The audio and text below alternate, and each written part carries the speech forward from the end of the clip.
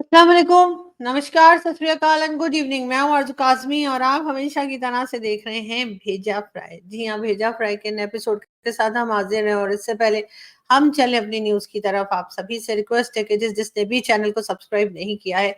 Please channel को subscribe करना ना भूलिएगा। बात करेंगे हम पाकिस्तान और ईरान की आज सबसे पहले। और जैसा कि आप लोग जानते हैं कि पाकिस्तान और ईरान के बीच में तकरीबन 10 साल हो गए हैं कि एक एग्रीमेंट है जिसके ज़रिए जी कहा ये गया है कि जी हमने जो है गैस पाइपलाइन के ऊपर काम करना है ईरान के साथ मिलकर। लेकिन पाकिस्तान अभी तक ये प्रोजेक्ट स्टार्ट नहीं कर पाया है और अब फाइनल वार्निंग ईरान की तरफ से पाकिस्तान को मिली है कि अगर आपने काम ना किया या आपने ये प्रोजेक्ट स्टार्ट ना किया तो डेफिनेटली पाकिस्तान को वो कोर्ट में ले जाएंगे। जी हाँ, इंटरनेशनल कोर्ट में ले जाया जाएगा। ईरान की तरफ से ये वार्निंग आ चुकी है। 10 साल हो गए हैं और ये प्रोजेक्ट जो है ये स्टार्ट होने में ही नहीं आ रहा। उसका रीजन एक ये भी है कि अमेरिका की तरफ से ईरान के ऊपर कई तरह की सैंक्शंस हैं और जब पाकिस्तान और ईरान जब भी मिलकर काम करने की कोशिश करते हैं या ये अनाउंसमेंट की जाती है कि जी गैस पाइपलाइन के ऊपर काम होगा, उसके साथ ही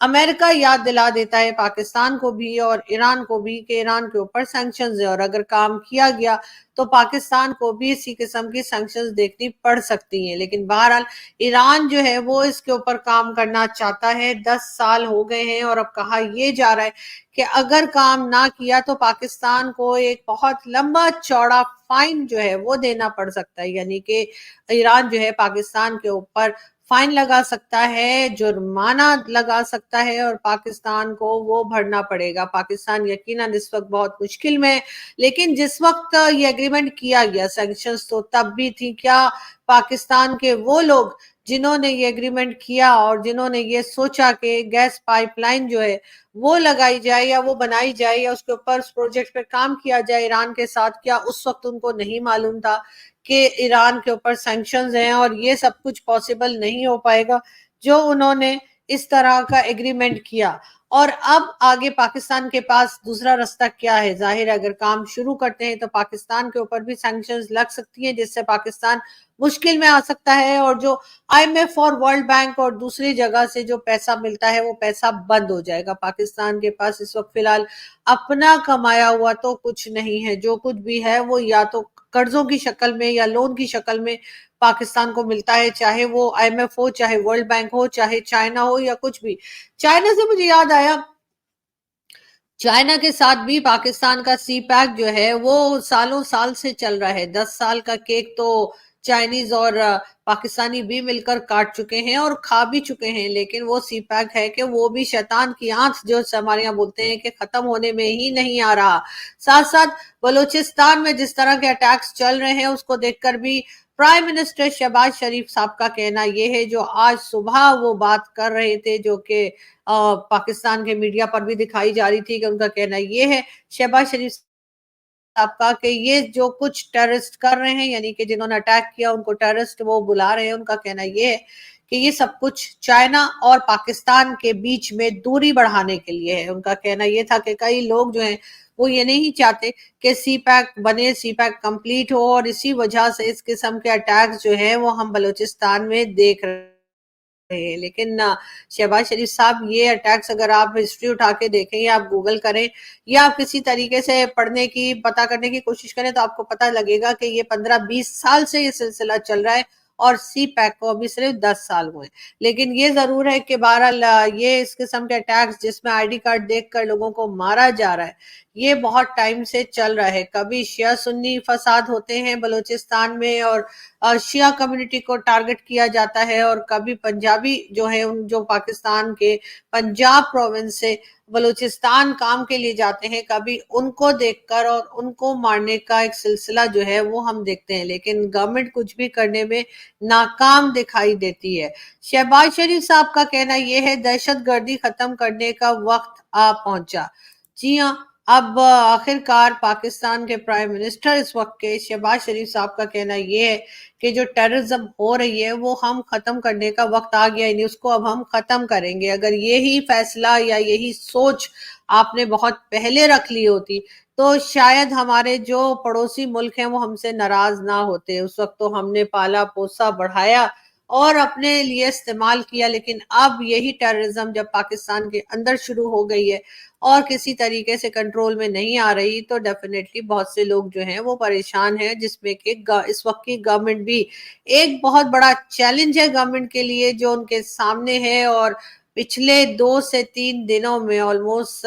74 کے قریب سیویلینز کی جانیں گئی ہیں، 100 سے اوپر جو سیکورٹی فورسز کے لوگ ہیں ان کا بتایا جا رہا ہے کہ ان کی جان گئی ہے۔ لیکن اب کس طرح سے اس کو کنٹرول کیا جائے گا، یہ فی الحال کوئی ایک طرح کا روڈ میپ یا کوئی پلان جو ہے وہ ہوتا ہوا دکھائی نہیں دے رہا۔ یہ ضرور ہے کہ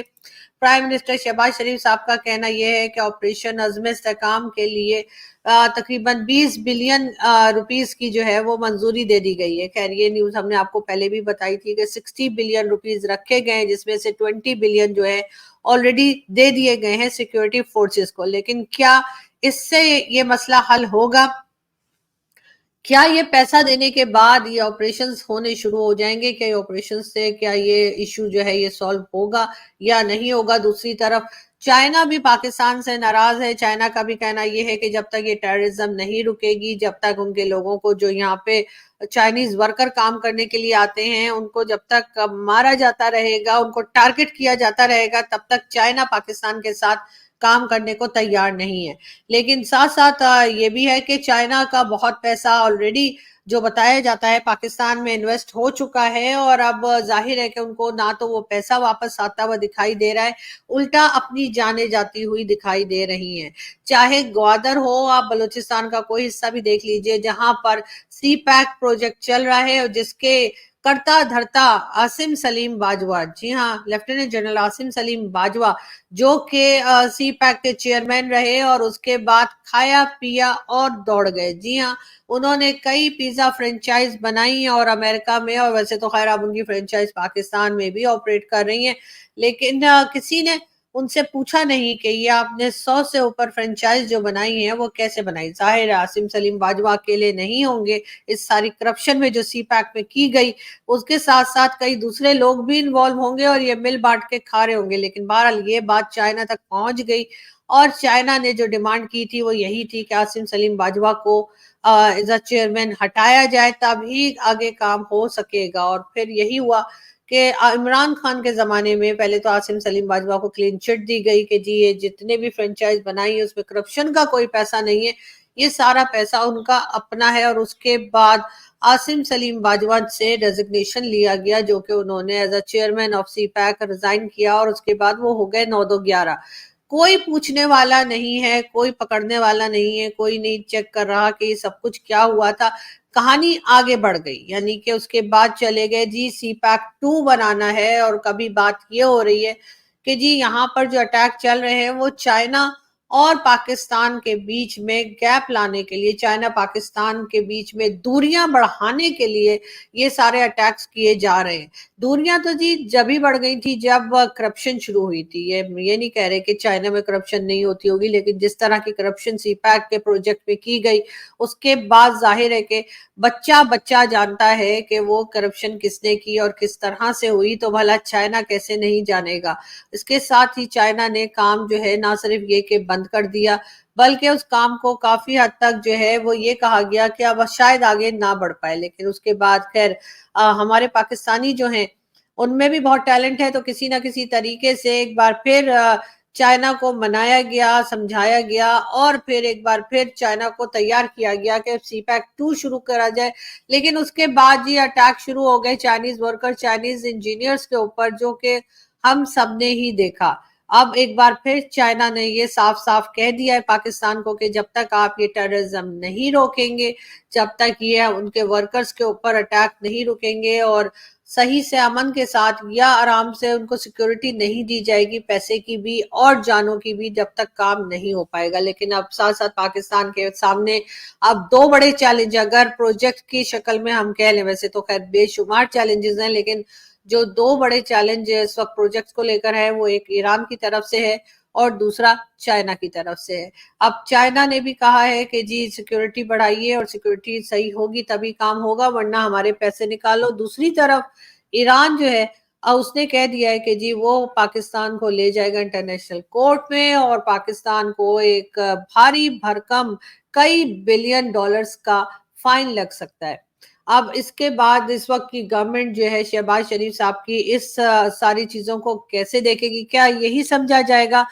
कि बस जी इन्होंने अपना टाइम निकालना है एज अ प्राइम मिनिस्टर या फिर मिनिस्टर्स या जो गवर्नमेंट चल रही है इस वक्त, और उसके बाद ये हो जाएंगे 9-2-11, इनको हटा दिया जाएगा या ये खुद हट जाएंगे? जो तरीका भी होगा, लेकिन जो नेक्स्ट गवर्नमेंट आएगी क्या ये सब उसके ऊपर पड़ने वाला है? कहा यह भी जा रहा है कि पाकिस्तान में टेक्नोक्रेट की गवर्नमेंट लाने की तैयारी की जा रही है। उसके लिए शायद भाई लोग यानी कि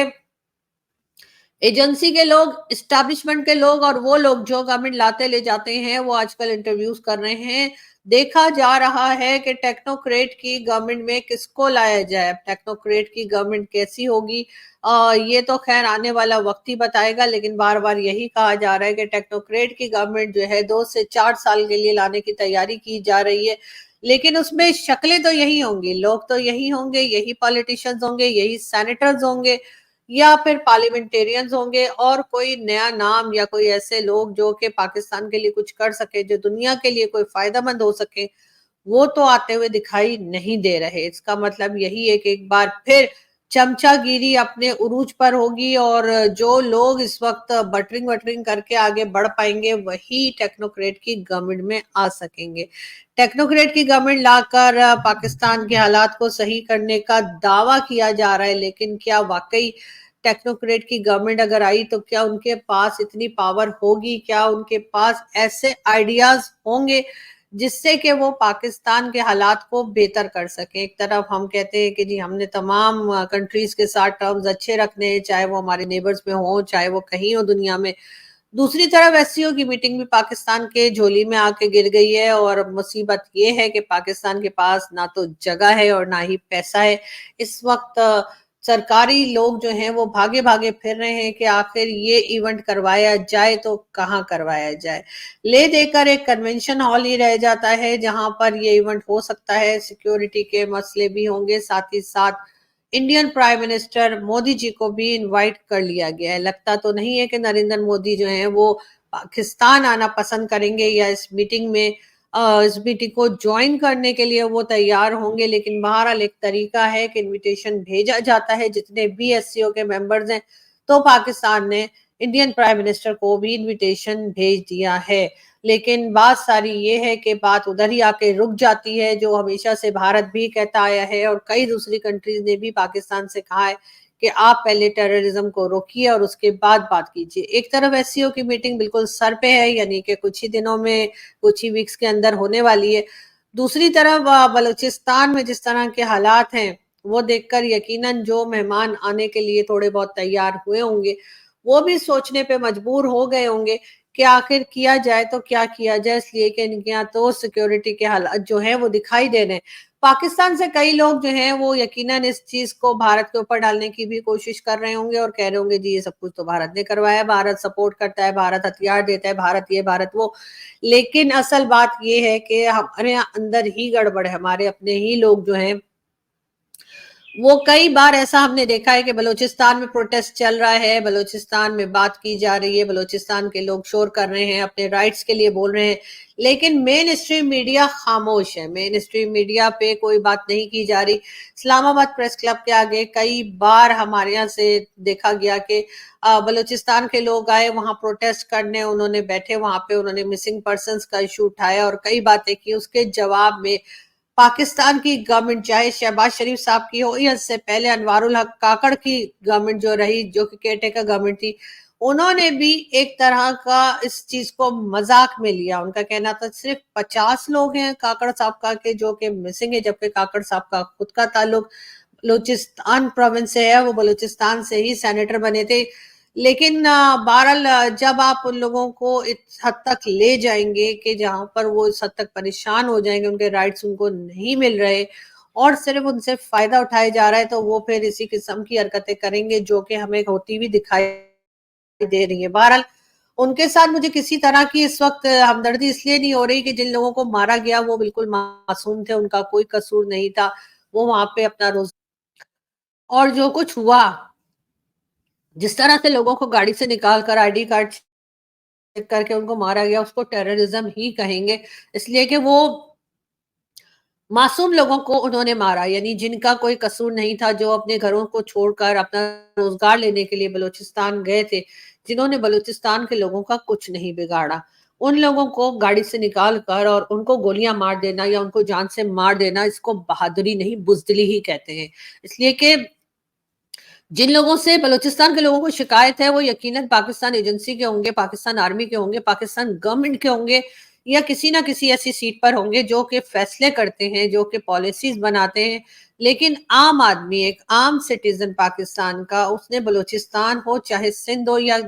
पाकिस्तान का कोई भी कॉर्नर हो, उसमें कोई उनका ऐसा रोल नहीं है जिसको हम नेगेटिव शेड दे सके। अगर मिसिंग पर्सन्स का इशू भी है तो वो मासूम लोग जिनकी जाने गई, उन्होंने ऐसा कुछ नहीं किया था। लेकिन जाहिर है कि एक गुस्सा है, एक कहना चाहिए लोग अपसेट हैं, या जो कह लीजिए, तो चाहे वो बीएलए के हो या कहीं के भी हो, उन्होंने एक गलत स्टेप लिया है और डेफिनेटली पाकिस्तान की गवर्नमेंट को इस चीज को रोकना होगा। उसके साथ साथ सिर्फ ऑपरेशन करके ऐसे लोगों को मार देना जो है वो हल नहीं है। पाकिस्तान की गवर्नमेंट को चाहिए कि बलूचिस्तान के लोगों को जो इश्यूज हैं, उनके जो प्रॉब्लम्स है, वो जो शिकायत करते आ रहे हैं बरसों से, जिसमें मिसिंग पर्सनस का इशू भी है और कई दूसरी चीजें भी हैं, कि जो उनके प्रोविंस में चीजें होती हैं या मिनरल्स होते हैं, कुछ होते हैं, वो उठाकर आप बाकी पाकिस्तान में तो ले आते हैं, लेकिन उनके लिए कोई रोजगार या कुछ नहीं है। जब तक उसके ऊपर काम नहीं होगा, जब तक गवर्नमेंट इस चीज को सीरियसली नहीं लेगी, उन लोगों को उनके राइट नहीं मिलेंगे, इसी तरह के अटैक्स जो है वो मेरे ख्याल है चलते रहेंगे। और ठीक है, गवर्नमेंट और फौज मिलके किसी हद तक उसको कंट्रोल करेंगे, लेकिन उसके बाद क्या? उन लोगों को अगर आप उनके राइट नहीं देंगे, उन लोगों को अगर यही प्रॉब्लम्स नहीं जो इस वक्त वो फेस कर रहे हैं, तो क्या बार बार वो उठकर इस किस्म की हरकतें नहीं करेंगे? इसलिए बेहतर ये है कि उनके साथ डायलॉग किया जाए, जो कि वैसे प्राइम मिनिस्टर शहबाज शरीफ साहब का कहना ये है कि बलूचिस्तान के वो लोग जो अटैक कर रहे हैं, लोगों की जानें ले रहे हैं, लोगों को मार रहे हैं, टेररिस्ट का नाम उनको दिया गया है। सरफराज बुगटी साहब हो जो कि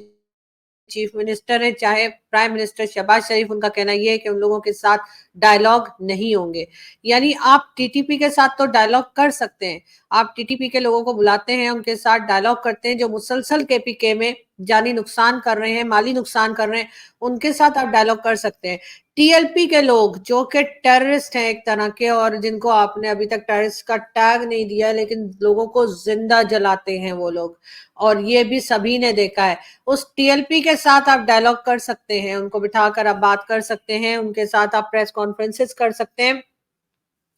तो फिर बलूचिस्तान के वो लोग जो नाराज हैं, जो आपसे खफा होकर, आपसे नाराज होकर इस किस्म की गलत हरकतें कर रहे हैं, लोगों की जानें ले रहे हैं, उनके साथ बैठ के डायलॉग क्यों नहीं हो सकता? उनसे पूछिए कि उन्हें क्या प्रॉब्लम है, क्यों वो अपने ही लोगों की जानें ले रहे हैं, क्यों वो ये गलत काम कर रहे हैं। अगर टीएलपी और टीटीपी जैसे टेररिस्ट ऑर्गेनाइजेशंस के साथ बातचीत हो सकती है, जिन्होंने लोगों को जिंदा जलाया हो, जो लोगों का सर काट देने की बात करते हो और कहते हो कि जी हम 1 करोड़ रुपए देंगे अगर कोई चीफ जस्टिस का सर काट देगा, जो अहमदियास को जीने नहीं दे रहे, लोगों को जीने नहीं दे रहे, उनके साथ अगर डायलॉग हो सकता है, तो बीएलए और बाकी बलूचिस्तान के लोगों के साथ डायलॉग क्यों नहीं हो सकता? इनके साथ भी डायलॉग कीजिए, इनके साथ भी बात कीजिए। और अगर ऑपरेशन करना है और आप समझते हैं कि ऑपरेशन ही वाहिद हल है, तो फिर ये ऑपरेशन तो टीएलपी के ऊपर भी होना चाहिए, ये ऑपरेशन तो टीटीपी के ऊपर भी होना चाहिए, और लश्कर जंगवी और न जाने कितने ही ऑर्गेनाइजेशन पाकिस्तान में ऑपरेट कर रही हैं, उन सब के ऊपर भी जो है इस किस्म के ऑपरेशंस होने चाहिए। अगर देखना है तो सबको एक ही लेंथ से देखिए, वरना फिर ये कि छोड़ दीजिए, कहिए ठीक है, जिसका जो मन है, जिसका जो मूड हो वो करे। लेकिन बहरहाल पाकिस्तान को कहीं ना कहीं सीरियस होना होगा, पाकिस्तान को कहीं ना कहीं अपने आप को संभालना होगा, वरना वक्त बहुत तेजी से निकल रहा है और हमारा नाम जो है खराब से खराब होता चला जा रहा है। यहाँ से मैं चलती हूँ, आप लोगों से मुलाकात होगी नेक्स्ट वीडियो में। अपना बहुत सारा ख्याल रखिएगा, हंसते रहिए, मुस्कुराते रहिए, हमारे चैनल को सब्सक्राइब करना ना भूलें। Thank you.